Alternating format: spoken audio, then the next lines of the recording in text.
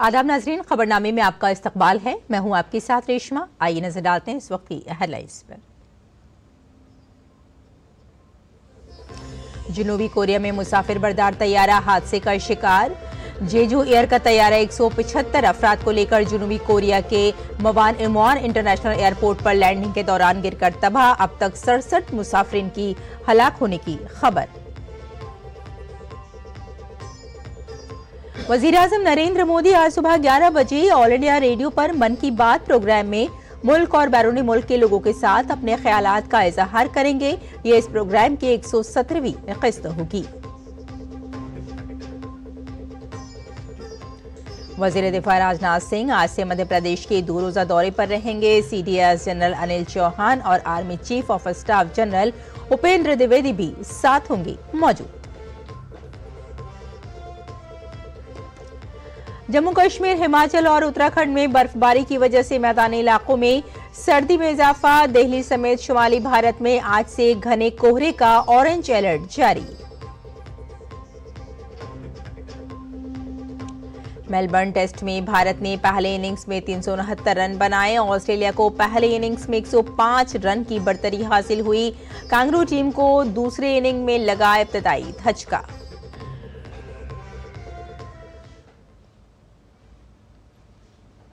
और आइए अब खबरों पर डालते हैं तफसील से नजर। जनूबी कोरिया में एक मुसाफिर तैयार हादसे का शिकार हो गया है। जेजू एयर का तैयारा जनूबी कोरिया के मोआन इंटरनेशनल एयरपोर्ट पर लैंडिंग के दौरान गिरकर तबाह हो गया। हुक्काम के मुताबिक इस हादसे में 67 अफराद के हलाक होने की इत्तला है। इस तैयारे में 175 मुसाफिरों के अलावा अमले के 6 अरकान सवार थे। ये मुसाफिर तैयारा मोआन एयरपोर्ट के रनवे पर फिसलकर बाउंड्री वॉल से टकरा गया। ये हादसा आज सुबह 9:07 पर पेश आया। मोआन बैनुल-अक़वामी हवाई अड्डा जनूबी जोला सूबे में दरुल हुकूमत सियोल से 288 किलोमीटर के फासले पर वाक़ है। ये तैयारा बैंकॉक से वापस आ रहा था। हुक्काम हादसे की असल वजह जानने के लिए जाए वक़ू की जांच कर रहे हैं और इमदादी कार्रवाइयां जारी हैं। रूसी सदर व्लादिमीर पुतिन ने अज़रबाईजान एयरलाइंस के तैयारे के हादसे पर अज़रबाईजान के सदर इल्हाम अलीयेव से माफी मांगी है। ताहम उन्होंने वाक़े की जिम्मेदारी कबूल नहीं की। 25 दिसंबर को बाकू से रूस जाने वाली अज़रबाईजान एयरलाइंस की परवाज कजाकिस्तान के उक्ताऊ के करीब गिरकर तबाह हो गई, जिसमें 38 मुसाफिर हलाक हो गए। क्रेमलिन ज़राए के मुताबिक पुतिन ने बुध के रोज जानलेवा तैयारा हादसे के बाद अज़रबाईजान के सदर इल्हाम अलीयेव को फोन किया और माफी मांगी। उन्होंने मुतासरीन के अहल खाना से गहरी और मुखलिसाना ताज़ियत का भी इजहार किया। वजीर-ए-आज़म नरेंद्र मोदी आज सुबह 11 बजे अपने माहाना रेडियो प्रोग्राम मन की बात के जरिए अपने ख्यालात का इजहार करेंगे। ये इस प्रोग्राम की 117वीं किस्त होगी। मन की बात ऑल इंडिया रेडियो और दूरदर्शन के पूरे नेटवर्क, ऑल इंडिया रेडियो की न्यूज वेबसाइट और AIR मोबाइल ऐप पर भी नश्र की जाएगी। इसे वजीर-ए-आज़म के दफ्तर और वजारत इत्तलात और शरियात के YouTube चैनल्स पर भी बराह रास्त नश्र किया जाएगा। वजीर दिफा राजनाथ सिंह आज से मध्य प्रदेश के 2 रोजा दौरे पर रहेंगे। वो आज इंदौर जिले के महू में छावनी में मुख्तलिफ फौजी तंसीबात का दौरा करेंगे। वो डॉक्टर बाबा साहब अम्बेडकर की जाए पैदाइश पर भी जाएंगे और उन्हें खराजे अक़ीदत पेश करेंगे। इस दौरान army chief general Upendra Dwivedi भी उनके साथ मौजूद रहेंगे।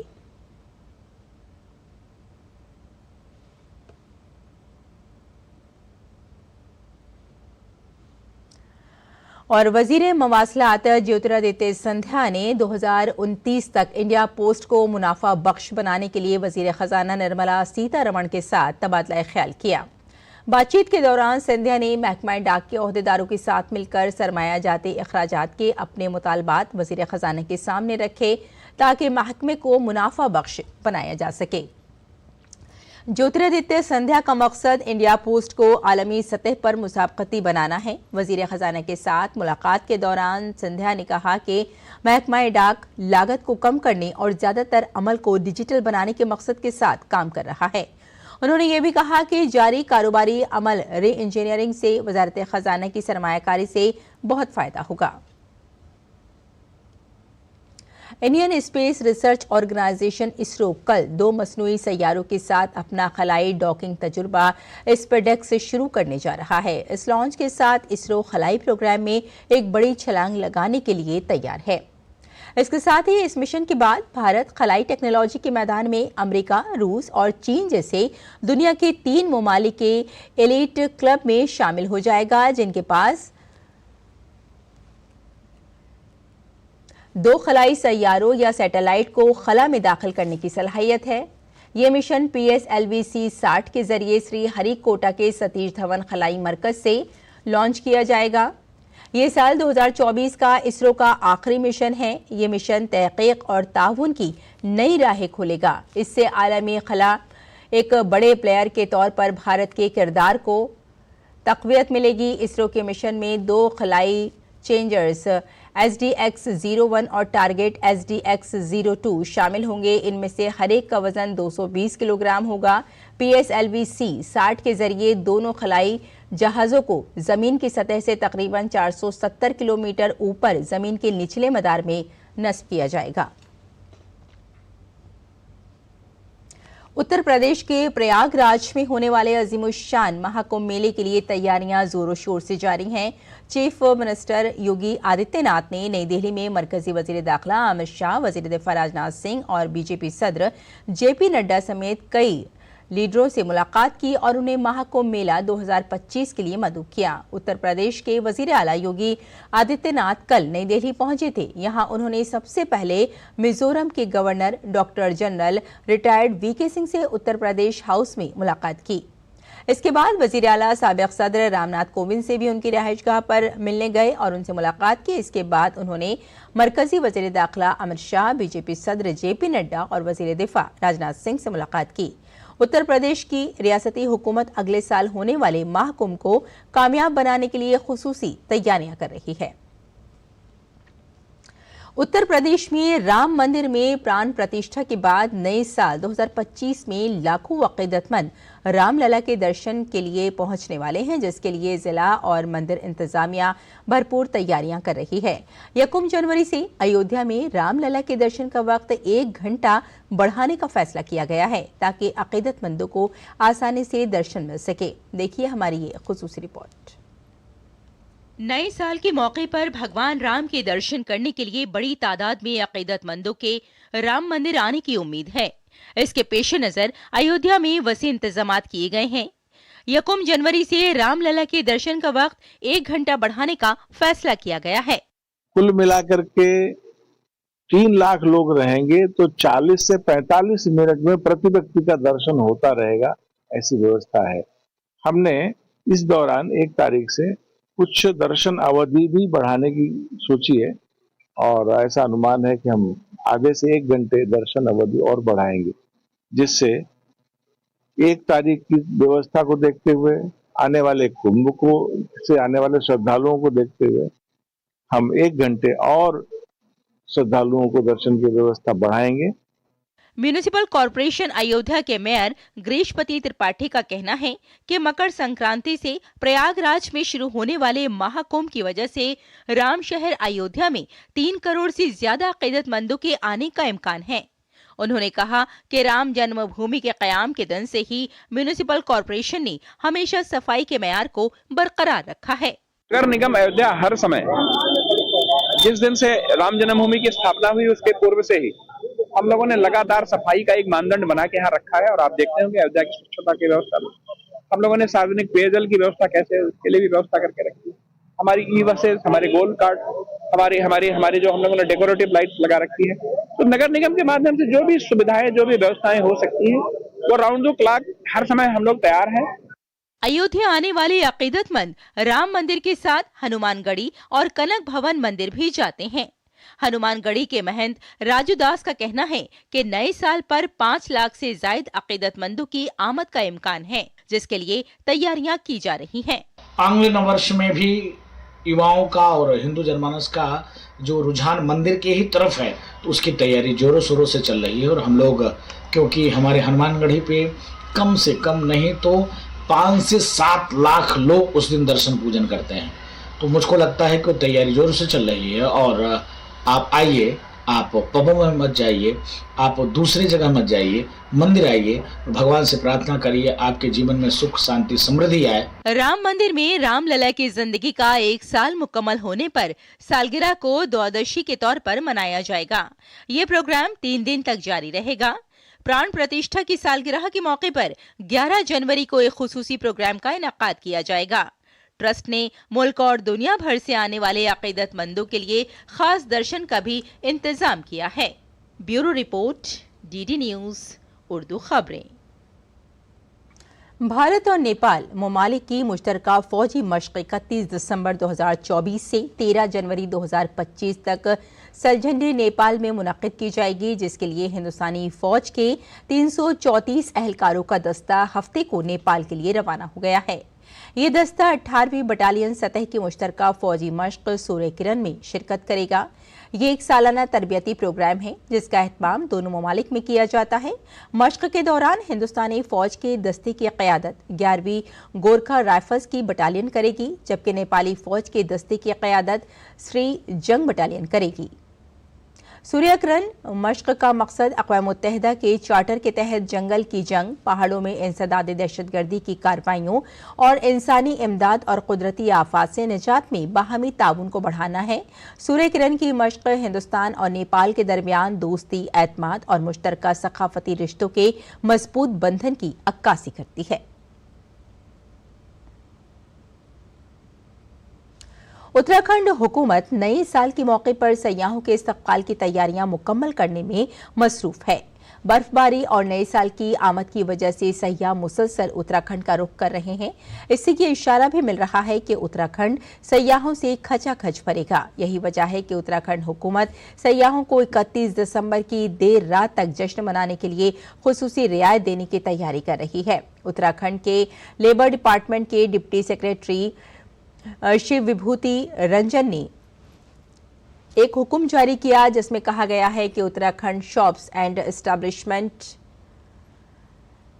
Employment regulation and service conditioner act 2017 के तहत रेस्तरां, होटल और ढाबे वगैरह को हफ्ते के 7 दिन और 24 घंटे खुले रखने की इजाजत दी गई है। रियासत में नैनीताल, मसूरी, धनौल्टी, चक्राता, चौपटा, कोसानी और ओली जैसे मकामात पर होटल और होम स्टे 5 दिन पहले ही खचाखच भर चुके हैं। जम्मू कश्मीर, हिमाचल और उत्तराखंड में मुसलसल बर्फबारी की वजह से मैदानी इलाकों में ठंड पड़ रही है। रिकॉर्ड बारिश और बर्फबारी ने पूरे शुमाली और वस्ती भारत में सर्दी को बढ़ा दिया है। सर्दी के साथ कोहरा भी सितम ढा रहा है। महकमा मौसमियात ने आज से दिल्ली समेत शुमाली भारत में घने कोहरे का ऑरेंज अलर्ट जारी किया है। महकमा मौसमियात के मुताबिक आज भी उत्तर प्रदेश, बिहार, मध्य प्रदेश और महाराष्ट्र के कई इलाकों में मूसलाधार बारिश का इम्कान जाहिर किया गया है।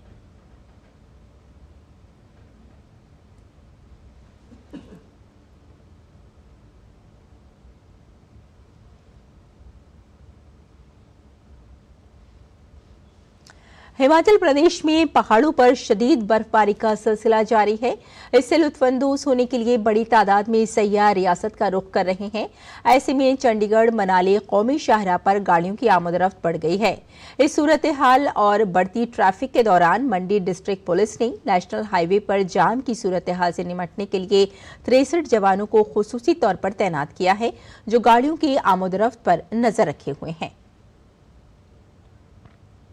मंडी और पंडोह के बीच में जो ट्रैफिक की समस्याएं हैं उनको देखते हुए यहाँ करीब 35 जिला के पुलिस के जवानों की ड्यूटी लगाई गई है। 2 नाका स्थापित किए गए हैं जिले के अंदर, एक सुंदरनगर के भवाना के पास 4 लेन के ऊपर और दूसरा मंडी और पंडोह के बीच में 9 मील में।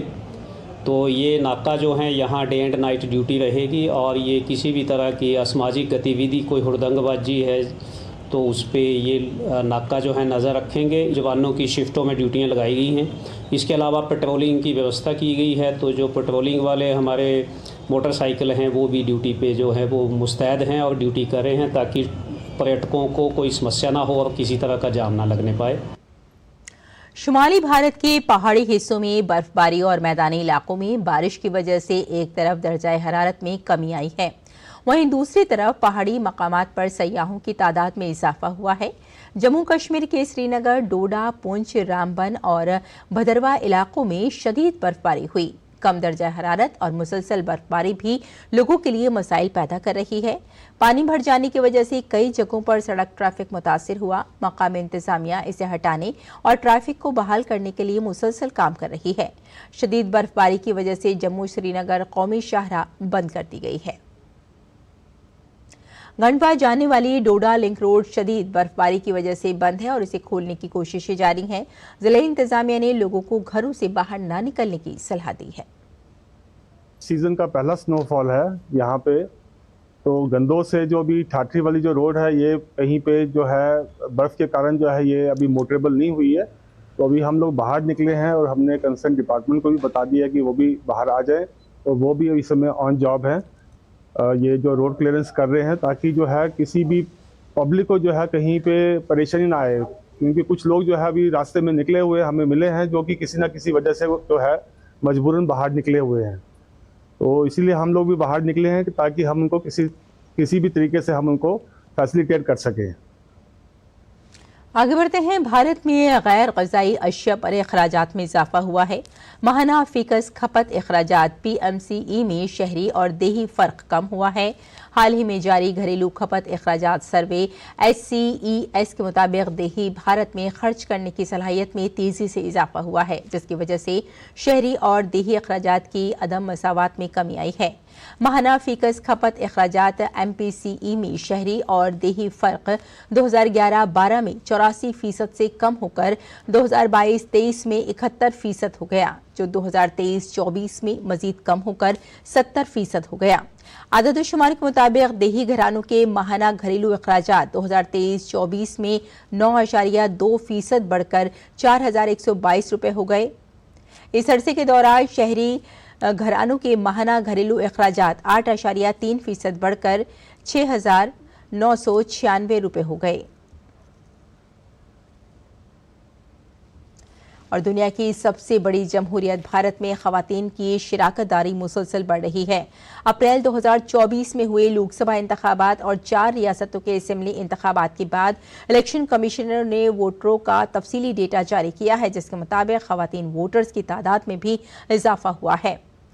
इस आदतशुमार के मुताबिक 2019 के लोकसभा इंतखाबात में 91,19,50,734 वोटर्स के मुकाबले में 2024 में हुए लोकसभा इंतखाबात में कुल 97,97,51,847 वोटर्स ने अपने हक़ राय दही का इस्तेमाल किया, जिनमें खवातीन वोटर्स की तादाद 31,27,64,269 थी, जो जमहूरियत में खवातीन की ताकत को जाहिर करती है। अगर खवातीन वोटर्स का फीसद का मवाजना किया जाए तो साल 2019 के लोकसभा इंतखाबात में खवातीन वोटर्स का फीसद 48.09% था, जो 2024 के लोकसभा इंतखाबात में बढ़कर 48.62% हो गया है।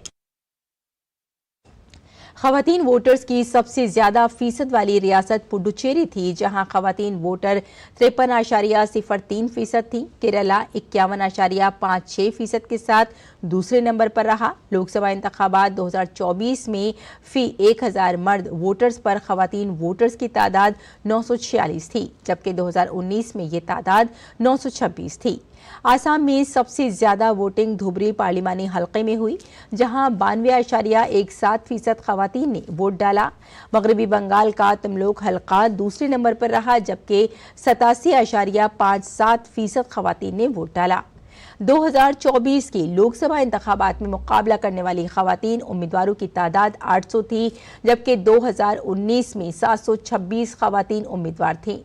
महाराष्ट्र में सबसे ज्यादा 111 खवातीन उम्मीदवारों ने 2024 के लोकसभा इंतखाबात में हिस्सा लिया। इसके बाद उत्तर प्रदेश में 80 और तमिलनाडु में 77 खवातीन उम्मीदवार थीं। इस बार कुल 543 हलकों में से 152 में किसी खातून उम्मीदवार ने इलेक्शन नहीं लड़ा।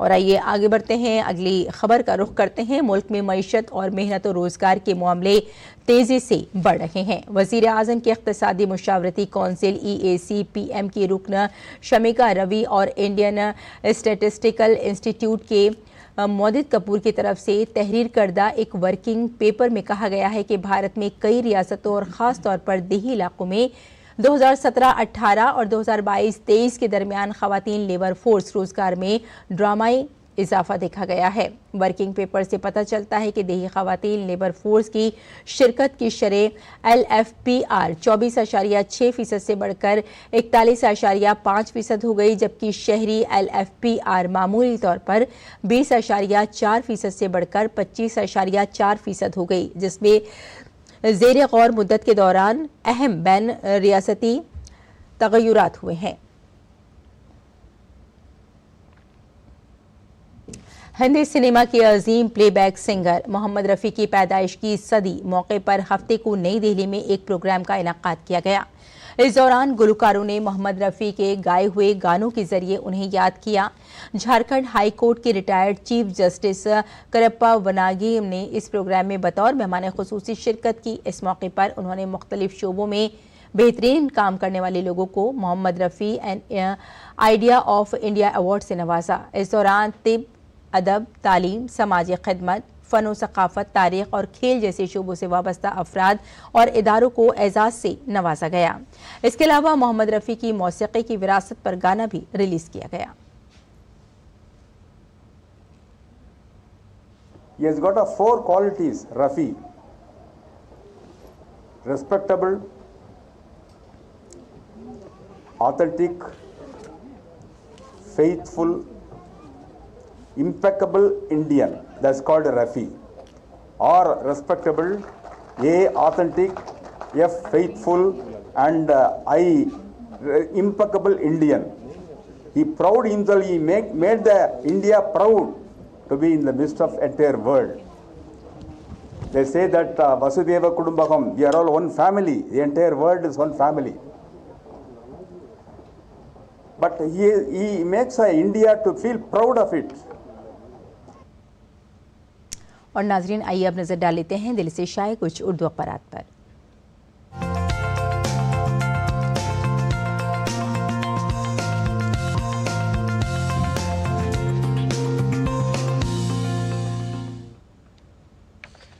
तो नाज़रीन, खबरनामे में आइए अब बात कर लेते हैं कुछ उन अखबारात की जिनमें ज़्यादातर सुर्खियों को अहम जगह दी गई है। ख़ासतौर से डॉक्टर मनमोहन सिंह की आखिरी रसूमात जो कल अदा की गई, इसके लिए सुर्खी है डॉक्टर मनमोहन सिंह की आखिरी रसूमात सरकारी एजाज़ के साथ अदा की गई। और आपको बता दें कि कल दिल्ली में निगम बोध पर कई सरकर्दा लीडरान ने शिरकत की और श्रद्धांजलि अर्पित की। और आइए अब नजर डाल लेते हैं अगली सुर्खी पर। कश्मीर में मौसम सरमा की पहली भारी बर्फबारी हुई। ज़मीनी और फ़िज़ाई राब्ते मुनक़ता बताए जा रहे हैं और बिजली निज़ाम मुतासिर हो गया है। बारिश और बर्फबारी से सर्दी में शदीद इजाफा देखा जा रहा है। और अगर दिल्ली में बात करें तो दिल्ली में बारिश ने तकरीबन 15 बरसों का रिकॉर्ड तोड़ दिया है। हिमाचल प्रदेश में भी शदीद बर्फबारी और बारिश हुई है और मनाली में 5000 सयाहों को रेस्क्यू भी किया गया है।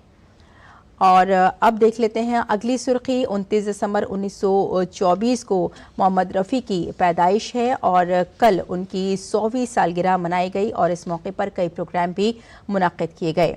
और अब अगली सुर्खी देख लेते हैं अदब के बड़े अवार्ड्स जो 2024 में दिए गए हैं। आपको बता दें कि 2024 में अदब का नोबेल प्राइज़ जनूबी कोरिया की मुसन्निफ़ा हान कांग को दिया गया। और अदब का नोबेल जो प्राइज़ है वो लेने वाली हान जनूबी कोरिया को पहली मुसन्निफ़ा माना जा रहा है और हान के वालिद भी नामवर अदीब बताए गए हैं। और एक और सुर्खी देख लेते हैं। कांग्रेस की शिकायत पर एलजी ने महिला सम्मान स्कीम की जांच का हुक्म दिया। चीफ सेक्रेटरी और दिल्ली पुलिस कमिश्नर स्कीम के रजिस्ट्रेशन की छानबीन करेंगे। और आप पर जासूसी का इल्ज़ाम, देवेंद्र यादव ने जांच के हुक्म का खैर मकदम किया है। और अगली सुर्खी देख लेते हैं चलते चलते। गजा की पट्टी के शुमाल में आखिरी मरकजी अस्पताल को भी बर्बाद कर दिया गया। इसराइली फ़ौज ने मरीजों और उनके लवाहिकीन को शदीद सर्दी में बहुत ज़्यादा परेशान किया और उन्हें मजबूर कर दिया। तो नाज़रीन, ये थे अखबारात का जायजा। और आइए अब बुलेटिन की जानिब बढ़ते हैं, कुछ और खबरों पर नजर डाल लेते हैं। क्रोएशिया में आज सदारती इंतखाबात होने वाले हैं। आज सदारती इंतखाबात में वोटिंग के पहले मरहले के बाद क्रोएशिया के मौजूदा सदर और हुक्मरां जमात के हिमायत याफ्ता उम्मीदवार के दूसरे मरहले में पहुंचने का इम्कान है।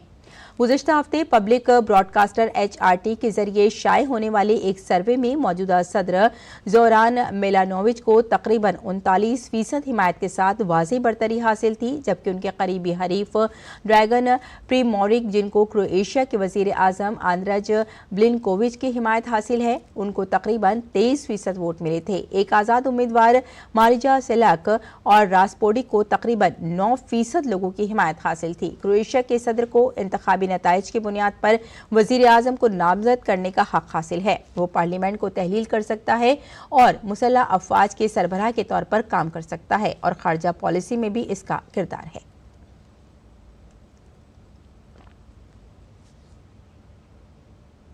और खेल की खबरों में भारत और ऑस्ट्रेलिया के दरमियान मेलबर्न टेस्ट खेला जा रहा है। टेस्ट के चौथे रोज ऑस्ट्रेलिया ने अपनी दूसरी इनिंग में 6 विकेट के नुकसान पर 116 रन बना लिए हैं और सैम कॉन्स्टास 8 रन बनाने के बाद बुमराह के हाथों बोल्ड हुए हैं। इससे कबल भारत ने अपनी पहले इनिंग्स में 369 रन बनाए थे। भारत की जानिब से नीतीश कुमार रेड्डी ने सबसे ज्यादा 114 रन की इनिंग खेली। और अब मौसम का मिजाज।